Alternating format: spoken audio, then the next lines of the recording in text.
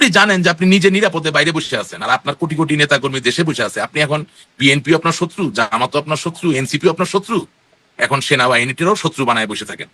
সেনাবাহিনীর যে প্রধান, সেনাবাহিনীতে তো শুধু জামাত মনা বা বিএনপি মনা লোক নেই, সেনাবাহিনীতে মানুষের সকল বিশ্বাসের মানুষ আছে বলে বিশ্বাস করি। তো সেখানে যখন আপনি তাদের সেনাপ্রধানকে একেবারে অনলাইনে এসে মির্জাফর বলবেন, তখন তারা কি বসে বসে কি আঙুল চুষবে? এগুলো কি কোনো পরিপক্কতার পরিচয় হলো? যে হেলিকপ্টারে গণভবনের নিকট সংলগ্ন জায়গা থেকে নিয়ে তাকে পুরানো বিমানবন্দরে নিয়ে যাওয়া হলো, আপনি কি মনে করেন একটা হেলিকপ্টার লুকিয়ে রাখার মতো কোনো জিনিস? সত্যি আপনি বিশ্বাস করেন যে সেনাবাহিনী জানতো, সেনাবাহিনী প্রধান জানতো না যে শেখ হাসিনা দেশ ছেড়ে যাচ্ছেন? তাহলে উনি যদি দেশ ছাড়তে না দিত, তখন আপনি কত নাম্বার মির্জাফর বলতেন ওনাকে? আপনি, আমি খুব বেশি কথা, আপনি আমার বুঝতে পারছেন আমার ইঙ্গিতটা আমি কি বলছি? এতগুলো লোক যে ক্যান্টনমেন্টে আশ্রয় নিল, আপনার তালিকা পেয়েছেন না 600 কতজন? হ্যাঁ, তারা বেঁচে আছে কিভাবে?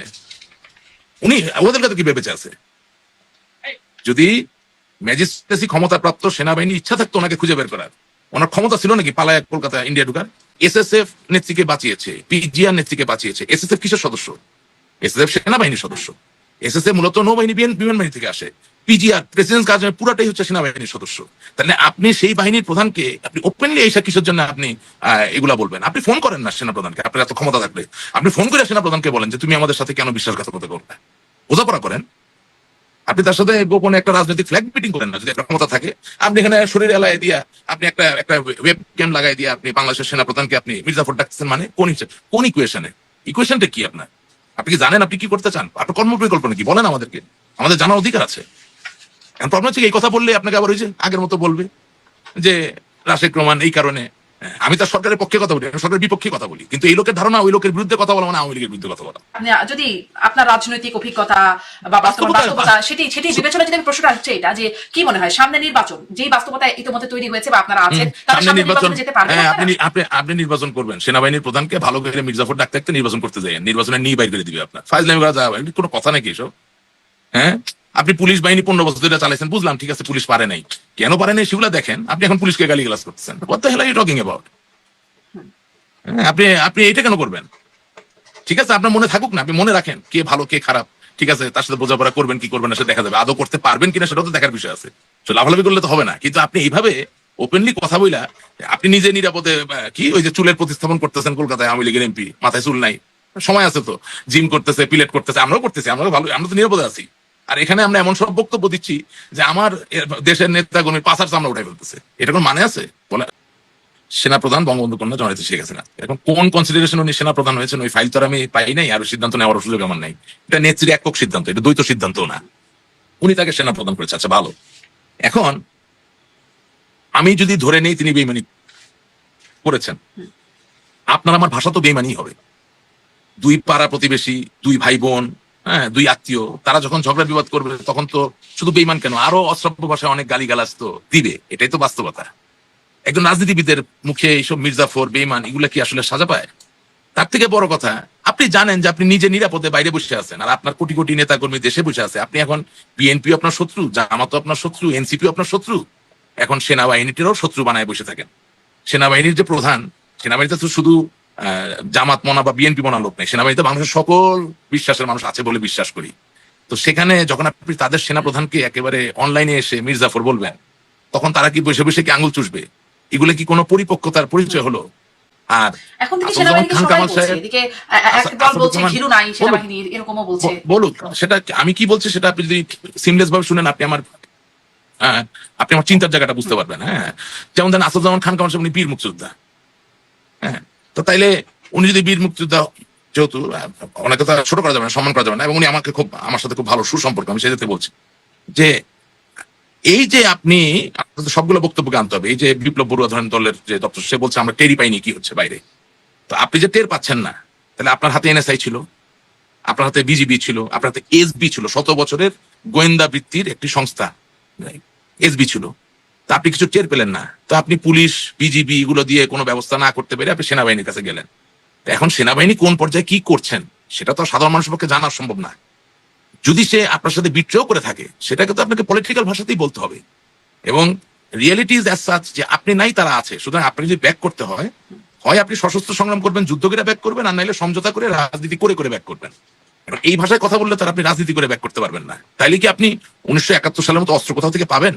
সেই অস্ত্র দিয়ে কি বাংলাদেশের লক্ষ কোটি আওয়ামী লীগের নেতাকর্মীদেরকে ক্ষমতায়িত করবেন, রিপনাইজ করবেন, তারপর আপনি আর্মির সাথে যুদ্ধ করে ফিরবেন? এটাই কি আপনার চিন্তা? যদি এটা আপনার চিন্তা না হয় তাহলে এই ভাষায় কথা বলা পরিত্যাগ করতে হবে ওবায়দুল কাদের সাহেবকে। He has to stop this.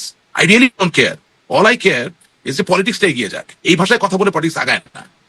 এবং দিনের শেষে বাস্তবতা হচ্ছে যে এসএসএফ নেত্রীকে বাঁচিয়েছে, পিজিআর নেত্রীকে বাঁচিয়েছে। এসএসএফ কিসের সদস্য? এসএসএফ সেনাবাহিনীর সদস্য। এসএসএফ মূলত নৌবাহিনী বিমান বাহিনী থেকে আসে। পিজিআর প্রেসিডেন্ট কাজ পুরাটাই হচ্ছে সেনাবাহিনীর সদস্য।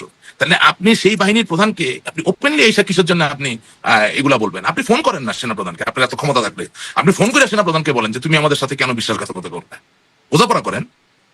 আপনি তার সাথে গোপনে একটা রাজনৈতিক ফ্ল্যাগ মিটিং করেন না। যদি একটা ক্ষমতা থাকে আপনি এখানে শরীর এলায় দিয়া আপনি একটা ওয়েব ক্যাম লাগাই দিয়ে আপনি বাংলাদেশের সেনাপ্রধানকে আপনি মির্জাফর ডাকতেছেন, মানে কোন ইকুয়েশনে? ইকুয়েশনটা কি আপনার? আপনি কি জানেন আপনি কি করতে চান? আপনার কর্ম পরিকল্পনা কি বলেন আমাদেরকে? আমাদের জানার অধিকার আছে। এখন প্রবলেম হচ্ছে এই কথা বললে আপনাকে আবার ওই যে আগের মতো বলবে যে রাশেক রহমান এই কারণে। আমি তার সরকারের পক্ষে কথা বলি, আমি সরকারের বিপক্ষে কথা বলি, কিন্তু এই লোকের ধারণা ওই লোকের বিরুদ্ধে কথা বলা মানে আওয়ামী লীগের বিরুদ্ধে কথা বলা। প্রবলেমটা হচ্ছে এইটা যে আপনি যখন কাউকে কোনো ভালো বুদ্ধি দিতে যাবেন, ভালো কথা বলতে যাবেন, তখন আপনি খারাপ হয়ে যাবেন। This is the problem. তাহলে এই বাস্তবতায় কি মনে হয় রাশিদ রহমান সম্প্রতি সলিমুল্লাহ খান, অধ্যাপক সলিমুল্লাহ খান, তিনি তার একটি বক্তব্য বঙ্গবন্ধুকে নিয়ে বক্তব্য তিনি দিয়েছেন, বেশ এর আগেও কয়েকটি বক্তব্য তিনি দিয়েছেন, যেটি আমরা শুনেছি যে তিনি সম্প্রতি তিনি বলছেন বঙ্গবন্ধুকে মিড লেভেলের মানুষের নেতা, এরকমটা বলছেন। তিনি আসলে জনগণের নেতা না, তিনি মিড লেভেলের নেতা ছিলেন। আসলে কি মানে এটি নিয়ে আপনার একটা মন্তব্য জানতে চাই। আচ্ছা দেখেন, প্রথম কথা হচ্ছে সলিমুল্লাহ খানের বক্তব্য আমি আগে যখন শুনতাম আমি বিমোহিত হয়ে যেতাম, কিন্তু ইদানিং ওনার কথাবার্তা শুনে মনে হচ্ছে যে মানে মাঝে মাঝে বেশি জ্ঞানী হওয়া বোধহয় বিপদের কারণ হতে পারে। কারণ আপনি যখন অতিরিক্ত জ্ঞানী হন তখন অনেক সত্য কথার সাথে একটা দুইটা বড় মিথ্যা কথা যদি মিলিয়ে দেন, এটা মানুষ ধরতে পারে না যেটা মিথ্যা।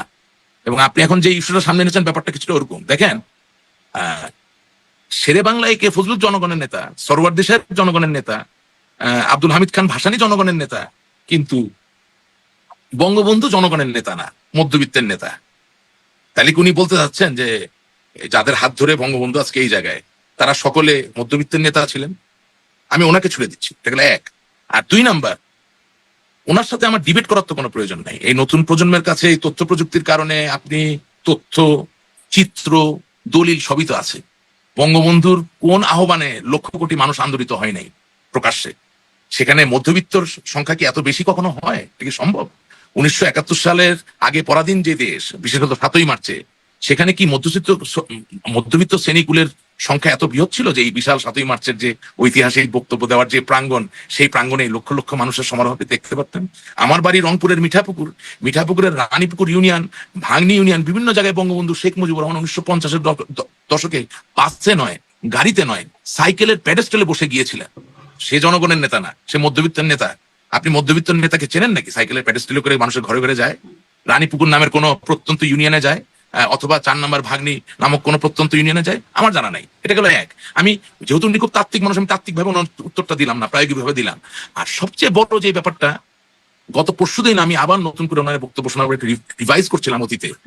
জেনারেল ইয়াহিয়া খান বাংলাদেশে যখন একটি মারাত্মক ঘূর্ণিঝড় হয়ে যাওয়ার পরে তিনি প্রেস কনফারেন্স করছিলেন, প্রেস কনফারেন্সের শেষে তিনি যখন বারবার বলছেন যে এই বিপর্যয়ের সাথে আমার কোনো দায়ভার নাই, মানে উনি তো আসলে ত্রাণ কার্যক্রম ঠিক মতো চালান নাই, লক্ষ লক্ষ মানুষ মারা গেছে, 10 লক্ষের অধিক। তখন একজন সাংবাদিক হঠাৎ করে বলে বসলো যে আপনি কি আশঙ্কা করছেন যে অখণ্ড পাকিস্তান দ্বিখণ্ডিত হতে পারে? জিনিসটা বুঝবেন, 1970-এর যে ঘূর্ণিঝড় আর 1971-এর স্বাধীনতা যুদ্ধ, কত বড় সময়ের ফারাক।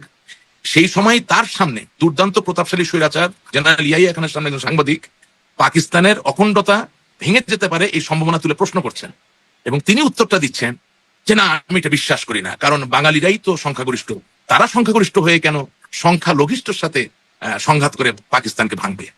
তার মানে যাহা রটে তাহা কিছুটা বটে। অনেক আগে থেকেই বাংলাদেশ হবে, পাকিস্তান থাকবে না। এটা বড় নেতা যারা ছিলেন, যাদেরকে বলা হয় above the radar or in front of the radar, those who are not under the radar, তাদের সকলের কাছেই পরিষ্কার ছিল। শুধু সলিমুল্লাহ খান সাহেব বুঝতে পারতেছিলেন না যে বাংলাদেশের মানুষের লক্ষ লক্ষ কোটি কোটি মানুষের ভিতরে আলাদা হওয়ার তীব্র ইচ্ছাটা বিরাজমান ছিল। এখন বঙ্গবন্ধু শেখ মুজিবুর রহমান তো আসলে ঠিক বিচ্ছিন্নতাবাদী নন, তিনি একজন প্রক্রিয়া পদ্ধতিগত রাজনীতিবিদ, যিনি জনগণের কাছেও যেতে চান, আবার একই সাথে বিচ্ছিন্নতাবাদী হিসেবে উপস্থিত হতে চান না। সেই জায়গা থেকে 7ই মার্চের বক্তব্য এবং সেই পর্যায়ক্রমে চলে আসা, এটাই তার জন্য সবচেয়ে বড় উত্তর। এবং তার থেকে বড় উত্তর হচ্ছে, আমি সলিমুল্লাহ খান সাহেবকে একটাই অনুরোধ করবো, আপনার অবসর সময় নিশ্চয়ই আপনি পড়েছেন, আপনি জ্ঞানী মানুষ, আমার বেয়াদবি ক্ষমা করবেন, আপনি আবার যুদ্ধ চলাকালীন সময় জেনারেল ইয়াহিয়া খানের বক্তব্যগুলো শুনবেন।